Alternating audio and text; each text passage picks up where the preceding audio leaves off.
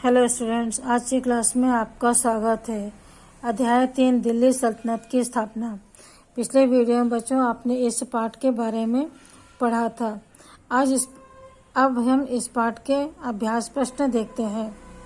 प्रश्न पहला है, खंड क में दिए गए शासकों के नाम के सामने खंड ख में उनसे संबंधित स्थानों के नाम लिखिए। पृथ्वीराज चौहान दिल्ली व अजमेर, मोहम्मद गोरी तुर्किस्तान, कुतुबुद्दीन ऐबक दिल्ली, राजा भीम गुजरात, चंगेज खां मध्य एशिया।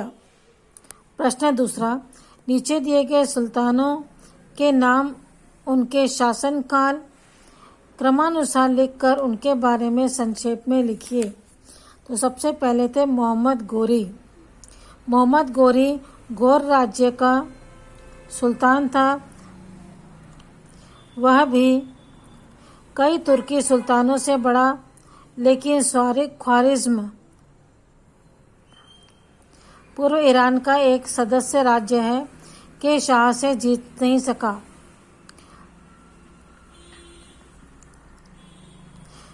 जीत न पाया, इसलिए अपने राज्य को बढ़ाने के लिए उसके पास भारत की ओर बढ़ने के अलावा कोई उपाय न था।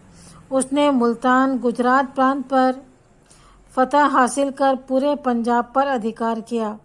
उसने तराइन युद्ध को जीत दिल्ली पर भी कब्जा किया। दूसरा है कुतुबुद्दीन ऐबक। कुतुबुद्दीन ऐबक दिल्ली के सुल्तान मोहम्मद गोरी का गुलाम था और प्रशासन का काम देखता था। गोरी की मृत्यु के बाद कुतुबुद्दीन ने अपने आप को एक स्वतंत्र सुल्तान और दिल्ली को एक स्वतंत्र राज्य घोषित कर दिया। इस तरह वह दिल्ली का पहला सुल्तान बना। उसने दिल्ली में कुतुब मीनार का निर्माण प्रारंभ करवाया था। तीसरा, इल्तुतमिश। कुतुबुद्दीन ऐबक के बाद उसका गुलाम और दामाद इल्तुतमिश सुल्तान बना। उसने कुतुब मीनार का कार्य पूर्ण कराया। इल्तुतमिश के सामने दो प्रमुख समस्याएं थी। पहला, अपने ही अधिकारियों का व्यवहार और दूसरा, पराजित राजपूत परिवारों का व्यवहार। इल्तुतमिश ने अपने प्रशासन को ठीक करने के लिए 40 योग्य गुलामों को ऊंचे पद दिए। वे सब सुल्तान के प्रति वफादार रहकर उनकी सेवा करते थे। उनमें से कई को अख्तादार बनाया गया था, जो बाद में गुलाम वंश का अंत करने में लग गए। उसके पश्चात है रजिया। इल्तुतमिश के बाद उसकी बेटी रजिया दिल्ली की गद्दी पर बैठी। वह दिल्ली की गद्दी पर बैठने वाली एकमात्र महिला शासक थी। गद्दी पर बैठने के बाद वह पुरुषों के समान चोगा व टोपी पहनती थी। वह योग्य राजा की भांति राज्य का कामकाज संभालते थे। परंतु तुर्क सरदार अपनी बात मानने वाले को गद्दी पर बैठाना चाहते थे। उन्हें जल्द ही पता चल गया कि रजिया भले ही स्त्री हो, लेकिन वह उनकी कठपुतली बनने को तैयार नहीं है। अपने गुणों के बावजूद वह कुछ खास नहीं कर पाई। उसने वफादार सरदारों का एक दल तैयार किया और गैर तुर्कों को बड़े बड़े पद देना शुरू कर दिए। तो तुर्क सरदारों ने उसका विरोध किया और उसकी हत्या कर दी। इसके पश्चात है बलबन। रजिया के बाद दिल्ली का महत्वपूर्ण एवं शक्तिशाली सुल्तान बलबन था। वह इल्तुतमिश द्वारा स्थापित 40 गुलामों के दल का एक सदस्य था। तुर्क सरदार इस समय बड़े शक्तिशाली हो गए थे। वे सुल्तान के विरुद्ध षड्यंत्र रचते थे और उसे धमकी देते थे। बलबन के सामने इन सरदारों को दबाना सबसे गंभीर समस्या थी। उसने दृढ़तापूर्वक इनकी शक्ति नष्ट कर दी और सरदारों को राजभक्त बनने में सफलता प्राप्त की। वह सुल्तान की निरंकुश शक्ति पर विश्वास करता था। उसने अपनी स्थिति इतनी मजबूत कर ली कि सुल्तान की शक्ति को कोई चुनौती नहीं दे पाया।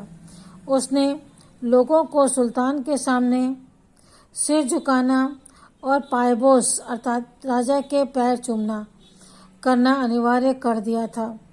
तुर्क सरदार बलबन की ताकत और कठोरता से इतने भयभीत थे कि उन्हें उसका आदेश मानना पड़ा। इसके पश्चात है कैकुबाद। बलबन की मृत्यु के बाद कैकुबाद दिल्ली का शासक बना। वह अयोग्य और विलासी शासक था, इसलिए मात्र 3 वर्ष बाद ही उसके राज्य का अंत हो गया और इसके साथ ही गुलाम वंश का शासन समाप्त हो गया। संक्षिप्त टिप्पणी लिखिए। इक़्तिदार। इल्तुतमिश ने प्रशासन को ठीक करने के लिए 40 योग्य गुलामों को ऊंचे पद दिए, जिन्हें इक़्तिदार कहा जाता था। इक़्तिदार का काम था अलग अलग प्रांतों में रहकर वहां का प्रशासन संभालना, विद्रोहों को दबाना और गांव से लगान वसूल करना। इस तरह जो लगान इकट्ठा होता था उसे वे अपने वेतन व प्रशासन के खर्च के लिए रखते थे। इन इक़्तिदारों का समय समय पर एक प्रांत से दूसरे प्रांत तबादला होते रहता था। पिता के बाद पुत्र को उसका इक़्ता या पद विरासत में नहीं मिलता था। दूसरा, गुलाम। कुछ व्यापारी युवकों को खरीदकर उन्हें युद्ध कला और प्रशासन का प्रशिक्षण देकर सुल्तानों को बेच देते थे। इन्हें गुलाम कहा जाता था। इन गुलामों को उनकी योग्यता के अनुसार काम और पद दिए जाते थे। इसके बदले उन्हें अधिक वेतन भी दिया जाता था। कुछ योग्य गुलाम अधिकारी अपने मालिक के बाद शासक भी बने। कुतुबुद्दीन ऐबक पहला गुलाम शासक था। मोहम्मद। इसके पश्चात देखते हैं तीसरा, सरदार। उस समय आमिर और शक्ति संपन्न वर्गों के मुखिया को सरदार कहा जाता था। प्रशासन को सुव्यवस्थित चलाने में इनका विशेष योगदान रहता था। शासक वर्ग इनकी उपेक्षा नहीं कर सकते थे। सरदारों के विरोध के परिणाम स्वरूप ही दिल्ली की पहली महिला शासक रजिया योग्य होने के बावजूद षड्यंत्र का शिकार हुई। उसकी हत्या कर दी गई और सरदार बलबन शासक बन बैठा। प्रश्न चौथा, नीचे दिए प्रश्नों के उत्तर 50 से 100 शब्दों में दीजिए। पृथ्वीराज चौहान और मोहम्मद गोरी के बीच हुए युद्ध का वर्णन कीजिए। सन 1191 में मोहम्मद गोरी और पृथ्वीराज चौहान के बीच तराइन नामक जगह पर युद्ध हुआ। इसमें मोहम्मद गोरी को पृथ्वीराज ने हरा दिया। इस युद्ध में गोरी बुरी तरह घायल हो गया था और मुश्किल से बचकर निकल पाया। वापस लौटकर गोरी ने एक और कड़ी युद्ध की तैयारी शुरू कर दी। अगले साल सन 1192 में फिर से तराइन के मैदान में दोनों के बीच युद्ध हुआ, जिसमें पृथ्वीराज को हार का सामना करना पड़ा। उसे बंदी बना लिया गया। इस हार में सबसे बड़ा कारण जयचंद की गद्दारी को माना जाता है।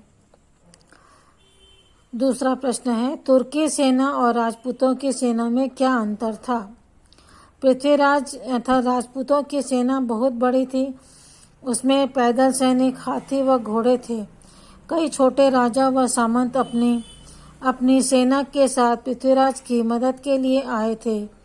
गोरी की सेना बहुत छोटी थी और उसमें हाथी नहीं थे, लेकिन उसके पास तेज दौड़ने वाले घोड़े थे और कुशल घुड़सवार सैनिक थे, जो घोड़े पर चलते चलते ही तीर चला सकते थे। प्रश्न तीसरा, तुर्क सुल्तानों के सामने क्या क्या प्रमुख समस्याएं थी? तुर्क सुल्तानों के सामने 2 बड़ी समस्याएं थी। पहला था अपने ही अधिकारियों का व्यवहार और दूसरा पराजित राज परिवारों का व्यवहार। सुल्तान के सबसे बड़े अधिकारी व सेनापति सुल्तान से दबकर नहीं रहना चाहते थे और मनमानी करना चाहते थे। इस कारण सुल्तान अपने प्रशासन को मजबूत नहीं कर पा रहे थे। इसका फायदा उठाकर पुराने राजवंशों के लोग सुल्तनत का विरोध करने लगे। वे गांव के किसानों से लगान इकट्ठा करके स्वयं रख लेते थे, राजकोष में जमा नहीं करते थे। वे सड़कों पर आने जाने वाले यात्रियों व व्यापारियों को लूट लेते थे। इस प्रकार सल्तनत कमजोर होने लगी। सुल्तान के आदेशों का पालन केवल कुछ शहरों में ही होता था। तुर्क सरदार रजिया को क्यों हटाना चाहते थे?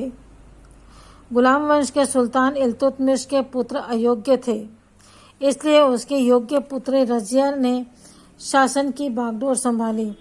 अमीर तुर्कों व सरदारों ने महिला के अधीन कार्य करना अपना अपमान समझा। वे रजिया सुल्तान के विरुद्ध षड्यंत्र और विद्रोह करने लगे। दूसरी बात यह थी कि रजिया अपने सेनापति याकूब पर बड़ी दयालु थी। सन 1240 में बहराम शाह ने रजिया की हत्या कर दी।